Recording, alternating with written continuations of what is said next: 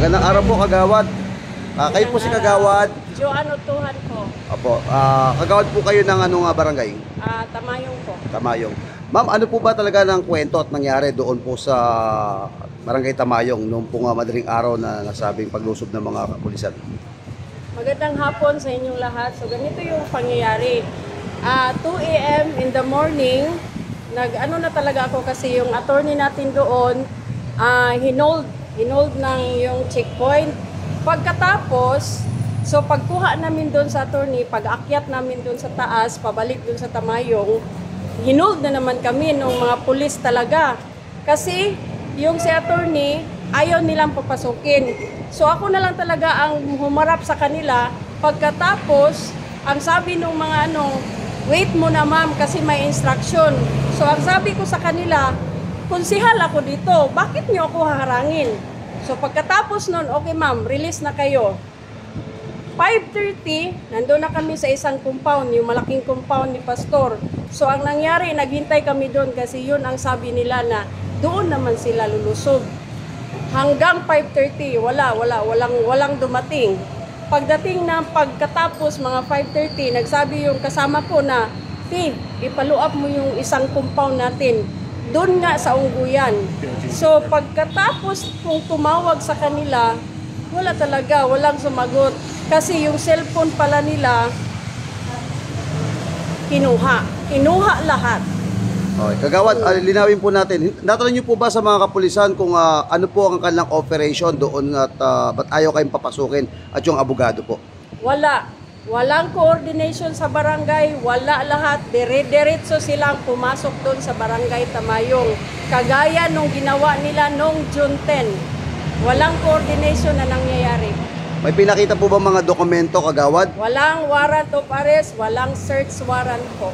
Wala talaga. So, nakilala niyo po ba napakilala po ba sila kung ano pong unit at taga saan po ang mga pulis na to? Wala nga, kasi kinausap nga sila nung kapitan, ayaw nilang sumagot. Okay. Hindi sila sumagot. Yung kapitan ang kumausap sa kanila, ayaw nilang sumagot. So, during that time, the operation, ano po ang, dahil ayaw kayong papasukin, ano po yung mga naging kaganapan doon? I mean, kasi wala nakuhang mga CCTV, wala mga video, Yes, po. yes po.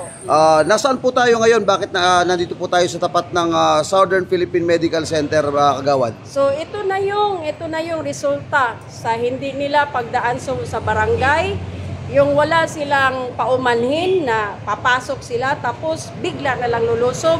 So ang nangyari ngayon, yung lahat ng tao doon na kanilang hinaharas, andyan ngayon sa hospital, andyan sa SPMC.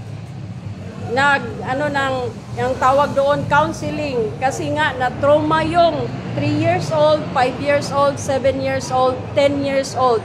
Kasama nung mga parents nila. Pati yung isang senior, andyan sa loob. Kina-counsel ng doktor kasi nga, grabe, hindi na siya makatulog. Ayaw na niya doon sa kanyang, yung sarili niyang kwarto na doon siya tinutukan ng baril.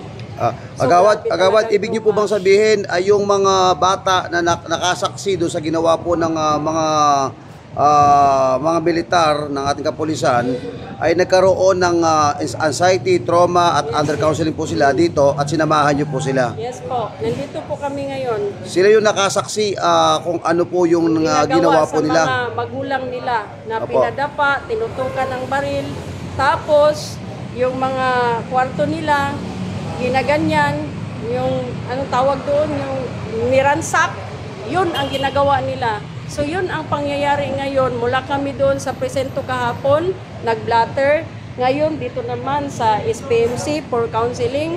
So yun lang ang ko doon sa gobyerno natin ngayon. Bakit ganito palagi? Ano na kami? Grabe na yung abuso sa mga compound ng pastor namin.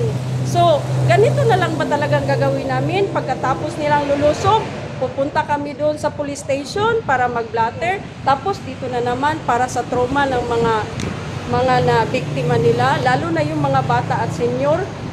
Gobyerno ng Pilipinas, ganito na lang ba talaga kami sa sitwasyon na to? Sino bang malalapitan namin ngayon for protection? Kasi marami pa silang nalulusob. So hindi hindi pa namin alam kung ano namang plano nila sa darating na mga araw. So, kagawad, ano po ang panawagan po nyo sa ating gobyerno kung meron man po? So, kahapon, nakiusap na ako doon sa Chief of Police, doon sa Kalinan District. Sir, bigyan nyo naman kami ng proteksyon. Kawawa na yung mga constituents doon. Hindi lang Kingdom of Jesus Christ na mga member, lalo na yung mga constituents doon. Wala na talaga silang kapayapaan kasi bigla-bigla na lang aakyat doon. Kaninang umaga, meron na naman naglalakad doon.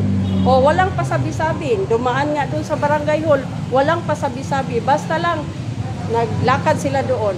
Ano po masasabi nyo na pinapakalat po na meron pong mga insurgency o mga NPA sa Barangay Tamayong?